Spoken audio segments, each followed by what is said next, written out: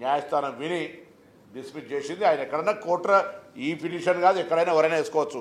కానీ అటువంటి అంశం పట్ల భారతీయ జనతా పార్టీ స్పందించిన తీరు, రామచంద్రరావు గారు మాట్లాడుతున్న మాటలు చూస్తే ఆయన వ్యక్తిగతమైనటువంటి కక్ష, 84% ప్రజలు ఉన్నటువంటి సమాజానికి వ్యతిరేకంగా మాట్లాడుతున్న విధానాన్ని తీవ్రంగా ఖండిస్తా ఉన్నాం.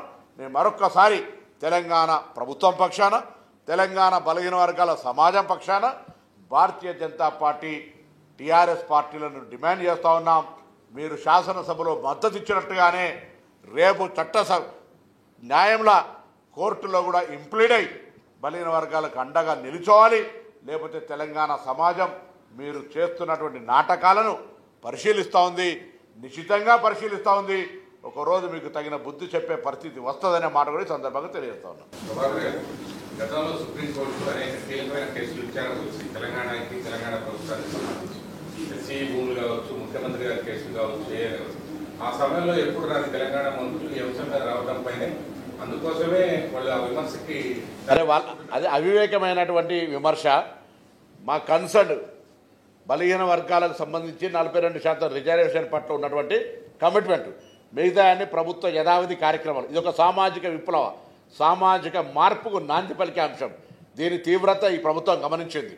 ముఖ్యమంత్రి గారు స్వయంగా మంత్రులందరికీ మాట్లాడి క్యాబినెట్ అంతా కూడా చర్చించుకొని, ఉప ముఖ్యమంత్రి గారు స్వయంగా ఇద్దరు బలహీన వర్గాల మంత్రులతో సహా మేము ఇక్కడికి రావడం అంటే కేసు తీవ్రత, మాకున్నటువంటి స్పందన అది.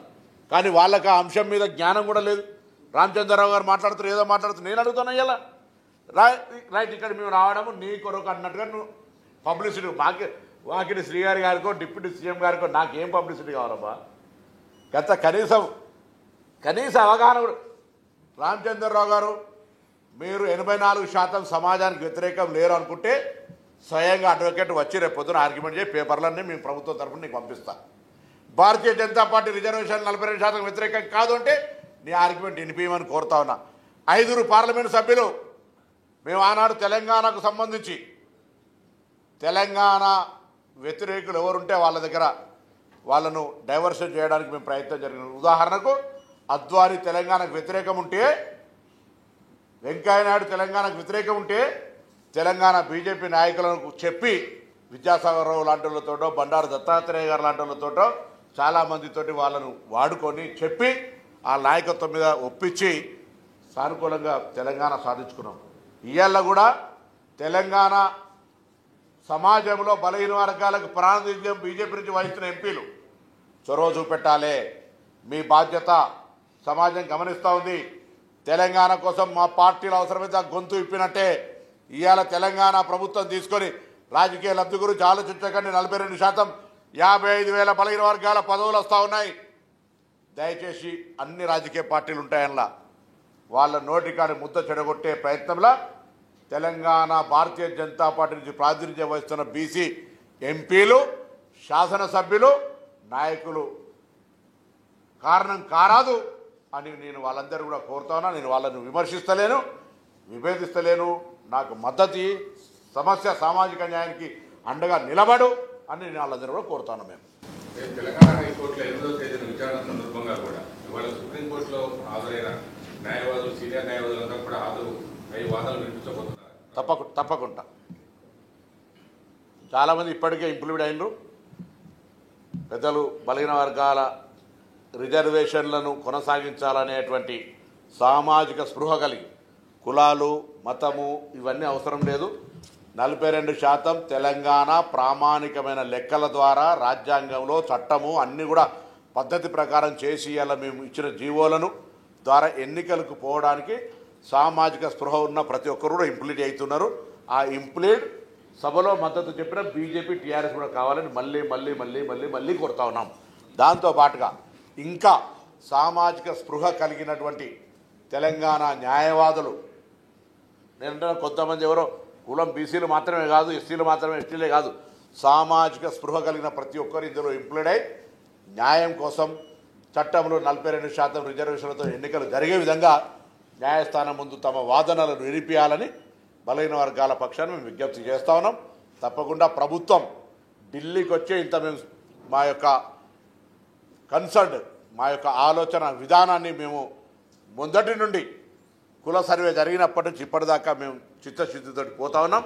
42% ఎన్నికలకు పోవడానికి 20 నెలలు ఎన్నికలు వాయిదా వేసుకున్నటువంటి ప్రభుత్వం మాదిది. కోర్టు వార్నింగ్ ఇస్తోంది 30 తారీఖు లోపల ఎన్నికలు పెట్టమని చెప్తుంటే కూడా మేము మా ప్రక్రియను ఎక్కడ మేము వెనకందుకు వేయలే. ఇవన్నీ గమనించమని చెప్పి కోరుతూ మళ్ళీ ఎవరైనా సరే సామాజిక స్పృహ కలిగిన తెలంగాణ వాదులందరూ ఇందులో ఇంప్లీడ్ కమ్మని కోరుతూ మరొక్కసారి మా బాధ్యత బలహీన వర్గాల పక్షాన పిటిషనర్లను కూడా కోరుతాను. మేము ఎవరి నోటికాడ ముద్దను గుంజుకుంటలేం, మీకు వ్యతిరేకం కాదు. రాజ్యాంగబద్ధంగా ఉన్న ఎస్సీ రిజర్వేషన్లకు 1% కూడా డీవియేషన్ కాదు, ఎస్టీలకు డీవియేషన్ కాదు, ఈడబ్ల్యూఎస్కు డీవియేషన్ కాదు. జనాభా ప్రాతిపాదికన కుల సర్వే జరిగిన దాంట్లో మా హక్కుగా రిజర్వేషన్లు తీసుకునే ప్రయత్నం చేస్తున్నాం. ఇది ఎవరికి వ్యతిరేకం కాదు. దయచేసి పిటిషనర్లు న్యాయస్థానం అందరికీ వచ్చు, న్యాయస్థానం మీద ఓపెన్ టు ఆల్. న్యాయస్థానంలో మీరు కొట్లాడవద్దని నేను అంటలే.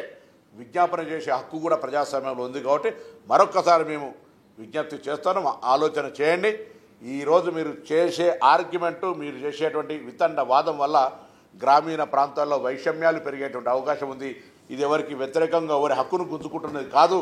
మీ యొక్క ఆర్గ్యుమెంటు అటువంటి వాతావరణం వస్తే మంచిది కాదు గ్రామీణ ప్రాంతాల్లో. దయచేసి మరొకసారి సామాజిక స్పృహతోటి ఆలోచన చేయండి అని చెప్పి సందర్భంగా వారు విజ్ఞప్తి చేస్తాను.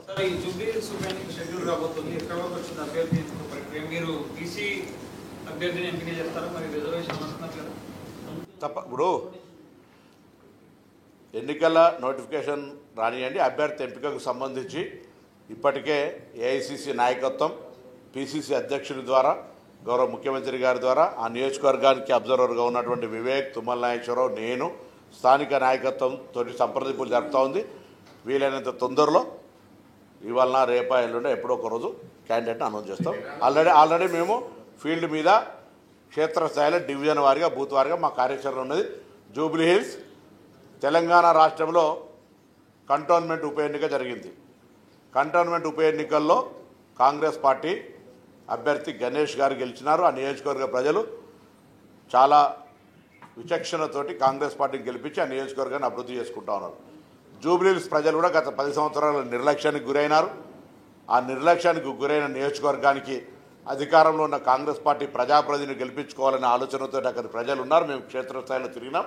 తప్పకుండా జూబ్లీహిల్స్ కాంగ్రెస్ పార్టీ విజయం సాధిస్తుంది. సానుభూతి పేరు మీద టీఆర్ఎస్ పార్టీ ఆ కుటుంబాన్ని రోడ్డున పడేసి ఓట్ల లబ్ధి పొందాలనే ప్రయత్నం చూస్తుంది. ప్రజలు గమనిస్తా ఉన్నారు. అసలైన తొలి వెలుగు. ఫాలో వాట్సాప్ @తొలి వెలుగు official.